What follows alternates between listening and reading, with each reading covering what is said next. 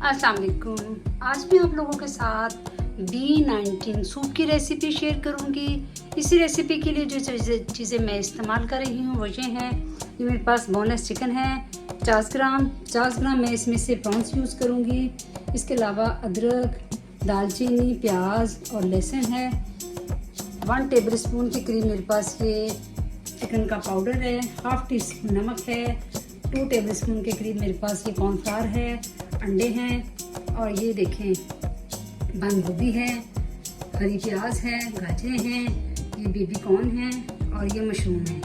और 1 और 2 टेबलस्पून के करीब इसमें हम कुकिंग ऑयल डालेंगे और सोया सॉस डालेंगे। ये मेरे पास 2 तरह के सोया सॉस हैं। एक ये देखिए ये डार्क कलर का सोया सॉस है और एक ये लाइट कलर का सोया सॉस है। ये दोनों इस्तेमाल होंगे। तो चलिए स्टार्ट करते हैं रेसिपी को। ये देखिए 2 कप पानी है जिसको मैंने उबलने के लिए रख दिया था। इसमें ये अदरक, लहसुन, प्याज और दालचीनी डाल देंगे। इसकी हम यखनी तैयार करेंगे। अगर आपके पास हड्डियाँ हैं चिकन की उसकी आप यखनी बना लें। ये चिकन का पाउडर और ये नमक भी चला जाएगा। अब इसको हम 10 मिनट के लिए पकने के लिए छोड़ देते हैं। बाकी का अपना काम कर लेते हैं। साथ ही हम गाजरें भी डाल देंगे। इसकी यखनी तैयार करते हैं। अब इसमें 2 चम्मच ऑयल डाल देंगे।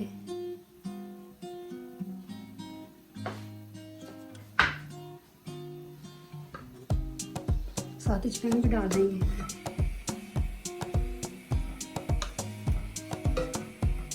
और इसको चिकन को अच्छे से भून लेते हैं। देखिए चिकन को मैंने 3 मिनट भूनी है। ये अच्छे से भर के गया है, सॉफ्ट भी हो गया है।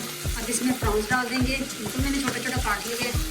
इनको बस ज़्यादा नहीं भूनना क्योंकि ये रेडी टू ईट है, इसलिए इनको ज़्यादा नहीं पकाएंगे।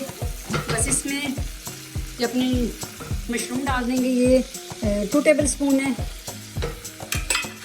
बंद गोभी डाल देंगे, ये भी 2 टेबलस्पून है। और ये कॉर्न डाल देंगे, ये भी 2 टेबलस्पून है। और अब जो हमने यखनी तैयार की थी वो भी डाल देते हैं।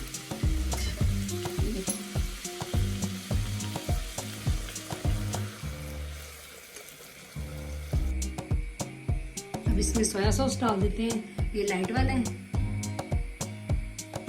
ये डार्क वाला है। ये 1 टीस्पून के करीब हमने डाल दिए। अब इसको 1 से 2 मिनट पकाएंगे, लेकिन ज़्यादा नहीं पकाएंगे। सब्जियों में क्रंची सा रहना चाहिए।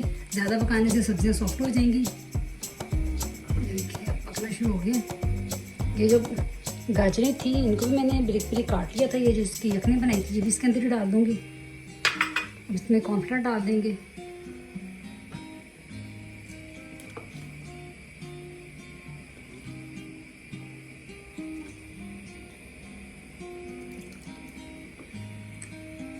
कॉर्नफ्लावर डाल के 1 आध मिनट तक इसको पकने देते हैं ताकि कॉर्नफ्लावर इसके साथ घुल के अपना असर दिखाए।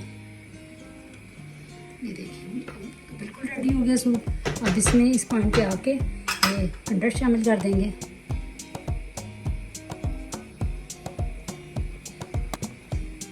अंडे की जर्दी नहीं डालनी, सफ़ेदी सिर्फ डालनी है।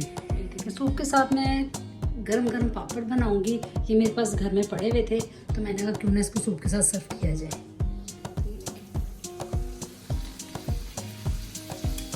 जल्दी से बन जाएंगे ये। अब देखिए सूप मैंने 1 मिनट छोड़ दिया था ताकि अंडा अच्छे से पक जाए।